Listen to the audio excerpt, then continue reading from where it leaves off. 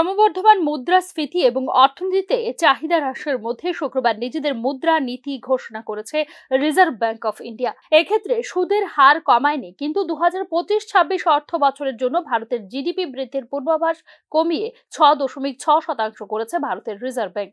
আগে এই অনুমান 7.2% বলে জানিয়েছিল আরবিআই। জুলাই সেপ্টেম্বর সময়ের মধ্যে ভারতের জিডিপি বৃদ্ধির হার 7/4 সর্বনিম্ন 5.4% নেমে যাওয়ার পরে এই পদক্ষেপ নিয়েছে রিজার্ভ ব্যাংক। 2023 অর্থ বছরের তৃতীয় ত্রৈমাসিকের পর এটি ছিল সর্বনিম্ন প্রবৃদ্ধি। মুদ্রা নীতি ঘোষণা করার সময় দেশীয় অর্থনীতিতে মন্দা সেপ্টেম্বর ত্রৈমাসিকে সর্বনিম্ন স্তরে পৌঁছেছে বলে জানিয়েছে রিজার্ভ ব্যাংকের governor Shaktikanta Das. MPC remains committed to restoring the balance between inflation and growth, which has got unsettled recently. 2. The Reserve Bank will use its various policy instruments to create the conditions for restoring the inflation growth balance.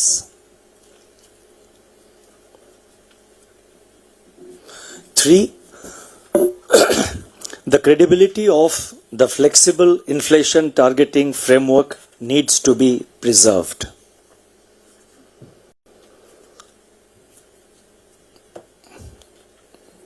4.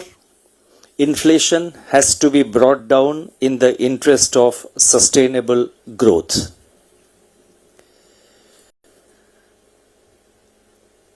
5.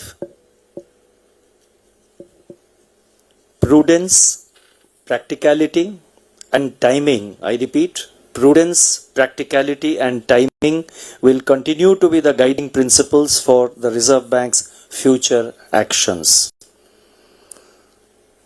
অর্থনৈতিক প্রবৃদ্ধির বিষয়ে কথা বলতে গিয়ে 2024 সালের দ্বিতীয় প্রান্তিকে GDP প্রবৃদ্ধির পরিসংখ্যান প্রত্যাশার চেয়ে অনেক কম ছিল বলে জানিয়েছে রিজার্ভ ব্যাংকের গভর্নর।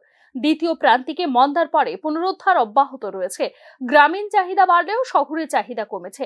2025 অর্থ বছরের জন্য প্রকৃত জিডিপি প্রবৃদ্ধি 7.2% থেকে কমিয়ে 6.6% করা হয়েছে বলে জানিয়েছেন তিনি। 2025 অর্থ বছরের তৃতীয় প্রান্তিকে জিডিপি প্রবৃদ্ধির অনুমান 7.4% থেকে কমিয়ে 6.8% করা হয়েছে বলেও জানিয়েছে রিজার্ভ ব্যাংকের গভর্নর শক্তিকান্ত দাস। উল্লেখ করা যেতে পারে, লিকুইড মানি অপ্রতুলতায় ভুগছে দেশের ব্যাংকিং ব্যবস্থা বলে আগেই জানিয়েছে ভারতের রিজার্ভ ব্যাংক। এদিকে শুক্রবার মুদ্রানীতি কমিটি বা এমপিসির বৈঠক শেষে টানা 11 বারের জন্য রেপো রেটে কোনো বদল আনেনি reserve bank of India. Repo rate 6.5% স্থিতিশীল রেখেছে আরবিআই। এই পদক্ষেপ সেই সব মানুষদের কাছে বড় ধাক্কা যারা দীর্ঘ সময় ধরে সস্তা ঋণ এবং ইএমআই কমার জন্য অপেক্ষা করছেন। এখন ইএমআই হ্রাসের জন্য সাধারণ মানুষকে অপেক্ষা করতে হবে ফেব্রুয়ারি পর্যন্ত। রেপো রেট স্থিতিশীল রাখার পক্ষে মত দিয়েছে এমসিপির 6 জন সদস্যের মধ্যে 4 জন। 3 দিন ধরে আলোচনার পর সুদের হার না কমানোর সিদ্ধান্ত নিয়েছে আরবিআই। এই সিদ্ধান্তের ফলে সস্তা ঋণ এবং ইএমআই হ্রাসের আশা আবার ধূলিসাৎ হয়ে গেছে, বিশেষ করে নিম্ন মধ্যবিত্ত এবং মধ্যবিত্তদের। এমপিসি এবং আরবিআই এর নীতিগুলি মানুষের জীবনকে প্রভাবিত করে। সাধারণ মানুষের জীবন থেকে শুরু করে দেশের অর্থনীতি সবেতেই এমপিসি এবং আরবিআই এর নীতি গুরুত্ব অপরিসীম। মুদ্রাস্ফীতি নিয়ন্ত্রণ করা আমাদের দায়িত্ব বলে এদিন জানিয়েছে রিজার্ভ ব্যাংকের গভর্নর শক্তিকান্ত দাস।